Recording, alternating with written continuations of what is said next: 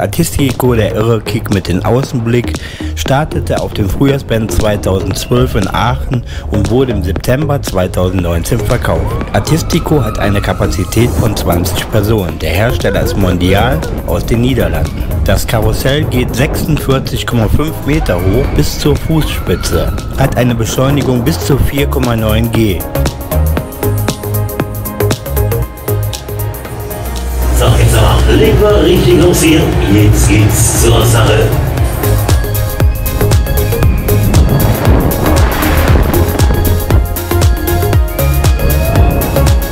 Und hier einige Impressionen aus vergangenen Zeiten.